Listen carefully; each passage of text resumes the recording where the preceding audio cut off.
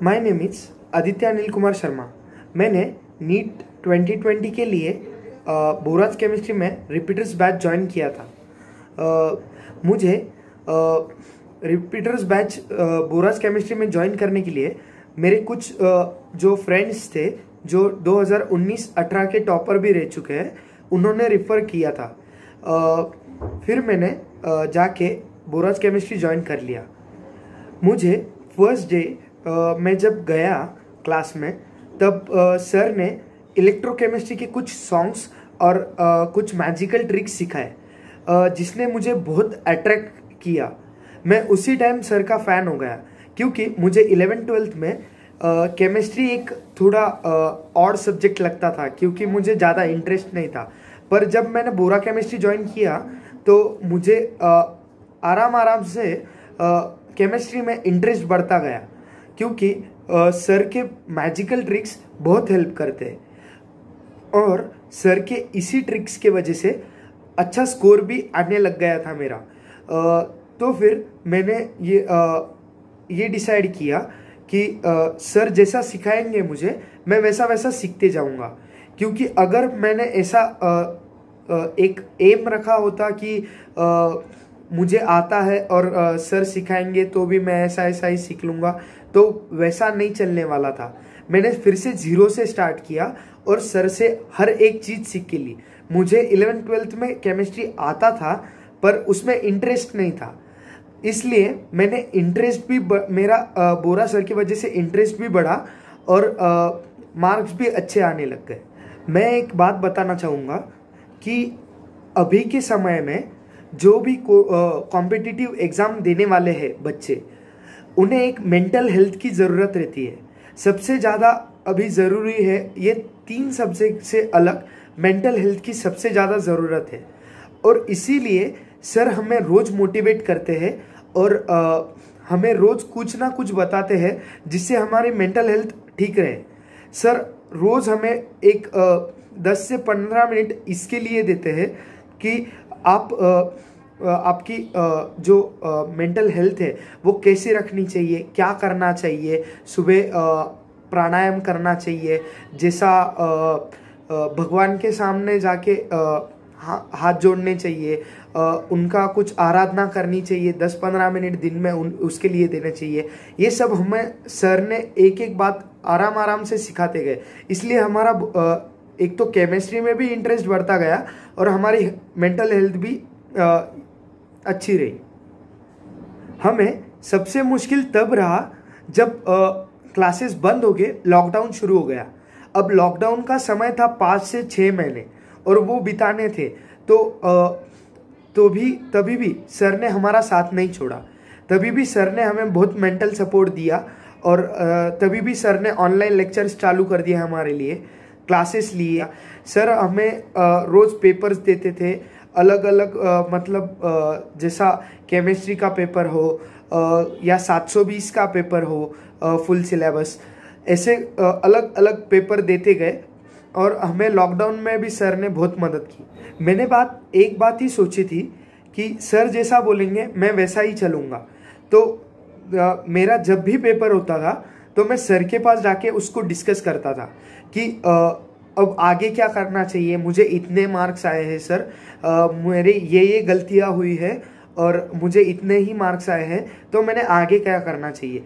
तो सर मुझे हर time motivation देते थे और हर टाइम ये बताते थे कि तुम्हें ऐसा ऐसा चलना है, आगे मतलब ये पढ़ना है, इतना ही पढ़ो, उसके आगे बाद में अगले एग्ज़ाम के लिए इतना पढ़ो। तो सर का एक अलग मतलब हमारे साथ फ्रीक्वेंसी मैच हुआ था, इसलिए मेरा भी सर के साथ एक अलग सा बॉन्डिंग बन गया था। सर थोड़े स्ट्रिक्ट है, लेकिन उनका स्वभाव बहुत अच्छा है। सर मतलब जैसे हर एक को पर्सनली अगर आपको मिलना हो तो अलग से टाइम देते हैं। आपने अगर मतलब कुछ डाउट हो, कुछ है, तो सर अलग से आपको टाइम देते हैं, एक जन को बुलाते हैं और उनके डाउट्स क्लियर करते हैं। मैंने भी ऐसे ही डाउट्स क्लियर किए थे। सर एक पर्टिकुलर टाइम देते हैं, उसमें आके अपने अपने पूरे डाउट्स क्लियर करके जाने के, मतलब हमारा टाइम भी बचता है और सर अपने को पर्सनली अटेंशन भी देते हैं। मेरे ख्याल से मेरा जो स्कोर बूस्टअप हुआ है उसके पीछे सबसे बड़ा रीज़न है कि केमिस्ट्री के जो सर ने हमें न्यूमोनिक्स बनाए थे, जो मैजिकल ट्रिक्स बनाए थे, जो सॉन्ग्स बनाए थे सर ने, उसका बहुत फ़ायदा हुआ। उसका एग्ज़ाम में डायरेक्टली फ़ायदा हुआ। क्वेश्चन वैसे ही आए, सर जैसे आप मतलब बताते हैं वैसे वैसे करते जाओ, आपका स्कोर बूस्टअप होते जाएगा। आप सर एक ही कहते हैं कि जब आप रिपीट करते हो तो गलतियां रिपीट मत करो, सब कुछ रिपीट करो पर गलतियां रिपीट मत करो। मैंने भी यही देखा और मैंने गलतियां सुधारते गया। सर से मैंने हर बार बात की कि मेरी ये गलती हो रही है सर, तो मुझे इस पे कोई सॉल्यूशन दो। तो सर हर बार मुझे कुछ ना कुछ सॉल्यूशन देते थे। और रही बात सब्जेक्ट्स की, तो पहले तो मैं केमिस्ट्री से ही चालू करना चाहूँगा। केमिस्ट्री में सर ने जैसा बोला मैंने वैसा ही किया। देखिए, फिजिकल केमिस्ट्री के लिए आपको सब फॉर्मूले लर्न चाहिए, तो सर उस पर भी ट्रिक्स देते हैं फॉर्मूला की, तो वो भी लर्न कर लीजिए। और वो जो ट्रिक्स है वो रिवाइज करते जाइए, तो आपको फॉर्मूले भी लर्न हो जाएंगे। फिर फिजिकल केमिस्ट्री के लिए सर ने हमें एनसीईआरटी करने को बोला था, हमने एनसीईआरटी किया।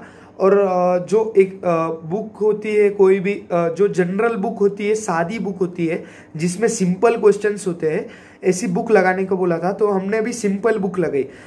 जैसे मैं पहले हार्ड बुक लगाता था, तो मैंने सर को एक दिन जाके पूछा कि मैं कौन सी बुक लगाऊं जिसमें मुझे एक बेसिक क्लियर हो। तो सर ने मुझे एक नवनीत की बुक जो है वो रिफ़र की।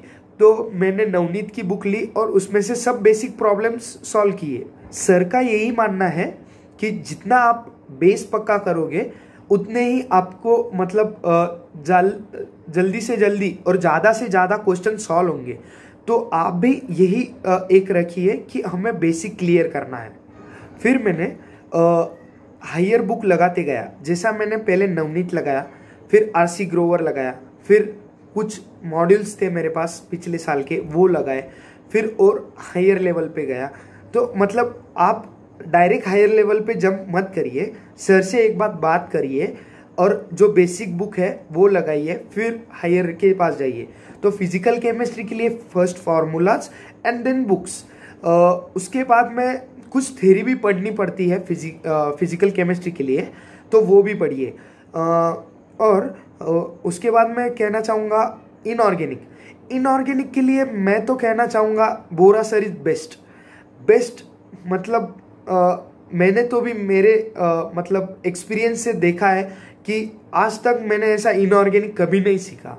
तो बोरा सर इनऑर्गेनिक के लिए बेस्ट है। वो सिर्फ एनसीईआरटी लेते हैं और उनको भी पता है और सब बच्चों को भी पता है इनऑर्गेनिक बस एनसीईआरटी बेस्ड आता है। जैसा बायो आता है वैसा ही इनऑर्गेनिक भी आता है।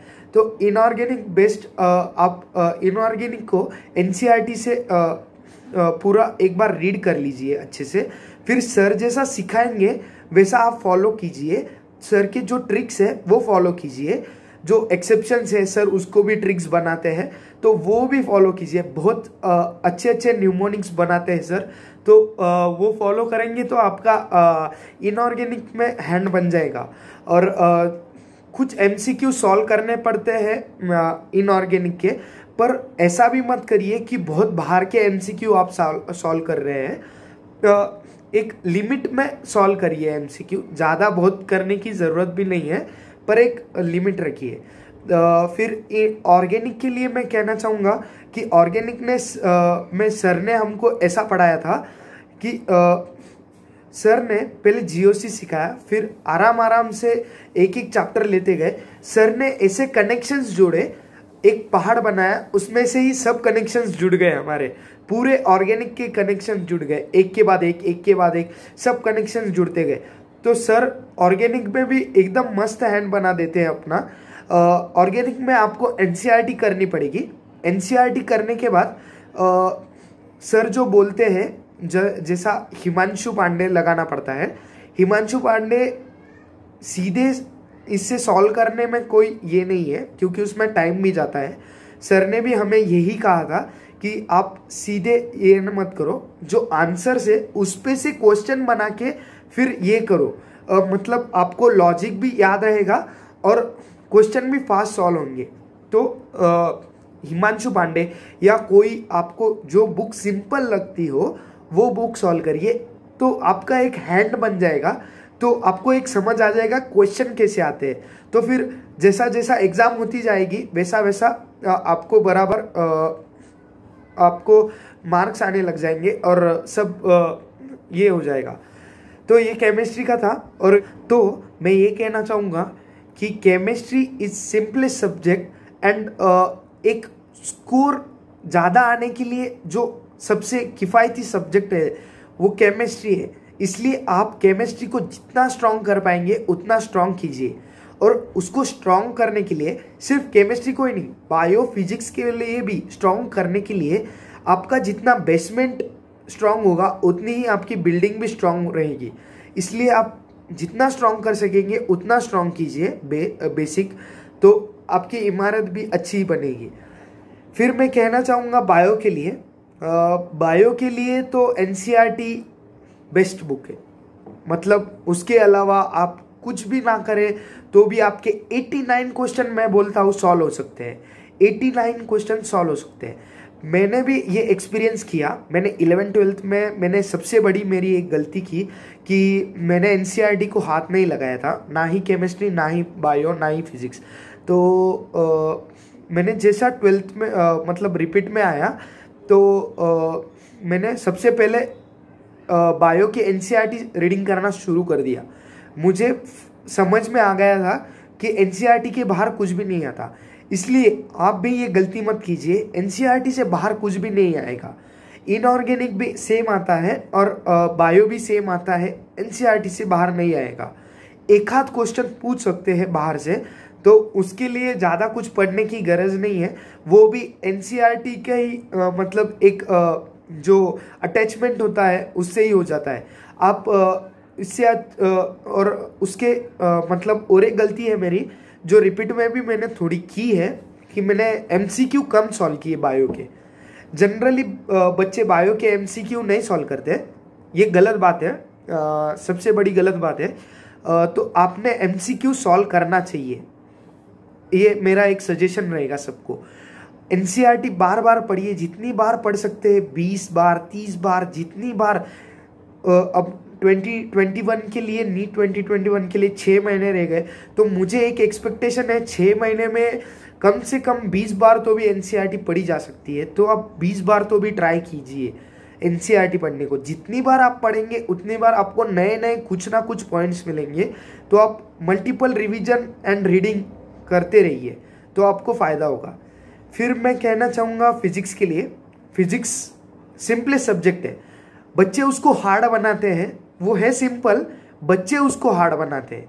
इसलिए आप एक काम कीजिए, उसका भी पहले बेसिक क्लियर कीजिए, हर एक चीज़ का कंसेप्ट क्लियर कीजिए। आपका अगर कंसेप्ट क्लियर होगा तो आपको वो सब्जेक्ट इजी जाने लगेगा। तो सबसे पहले कंसेप्ट क्लियर कीजिए और जो बेसिक है फिजिक्स का, बायो का, केमिस्ट्री का, वो पहले क्लियर कीजिए। जैसे ही आपका बेसिक होता है वैसा आप बढ़ सकते हैं आगे।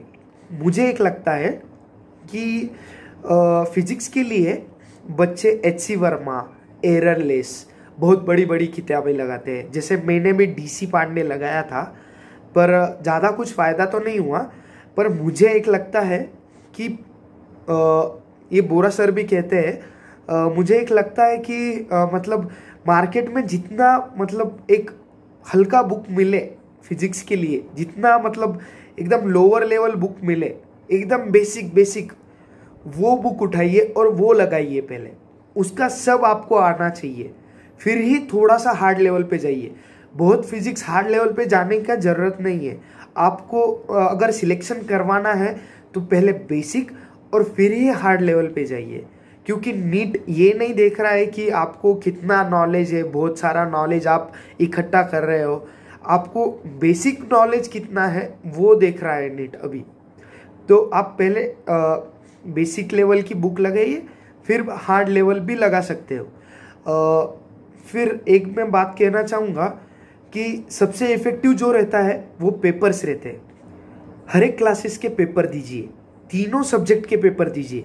ऐसा मत करिए कि एक हफ्ते में इसका पेपर दिया, दूसरे हफ्ते में उसका पेपर दिया, एक बार बायो, एक बार फिजिक्स, एक बार केमिस्ट्री। बहुत बच्चे ऐसा ही करते हैं कि एक बार हम ये पेपर देंगे, इसका पढ़ाई करेंगे।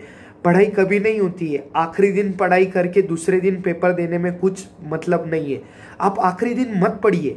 जो आपने हफ्ते भर में पढ़ा है वही पेपर में आने वाला है। और अगर आपने सही में मेहनत की होगी और पढ़ा होगा तो आपको वो डिफिकल्ट नहीं जाने वाला है। तो इसलिए मैं एक सलाह देना चाहूँगा, जितने पेपर आप दे सकते हैं, जितने पेपर दे सकते हैं उतने पेपर दीजिए। जैसा हमने लॉकडाउन में सर ने हमें हर अल्टरनेट डे पे एक पेपर दिया, वैसा हम सॉल्व करते रहे। मैंने करीबन मुझे ऐसा लगता है कि पीसीबी फुल सिलेबस मिला के मैंने कम से कम 150 पेपर दिए होंगे अभी तक इस रिपीटर एक साल में। और आपने भी इतने ही पेपर देने चाहिए, क्योंकि जितने आप पेपर देंगे, पेपर में सिलेक्टेड क्वेश्चन आते हैं, इसलिए आपको ज़्यादा फायदा होता है उससे। कभी कभी वो पेपर वाले डायरेक्ट क्वेश्चन उठ के नीट के पेपर में आ जाते हैं, तो उसका फ़ायदा बहुत ज़्यादा होता है। इसलिए आप पेपर दीजिए। और इसके बाद मैं कहना चाहूँगा कि जो 180 के पेपर होते हैं, मतलब जनरल 45 क्वेश्चन के होते हैं, वो भी आप दीजिए, जो वीकली पेपर होते हैं, क्योंकि उसमें आपको एक समझ आएगा कि हमारा कौन सा पोर्शन वीक है। और सिर्फ पेपर मत दीजिए, पेपर देने के बाद जो मार्क आए हैं उसके पास मत ध्यान दीजिए।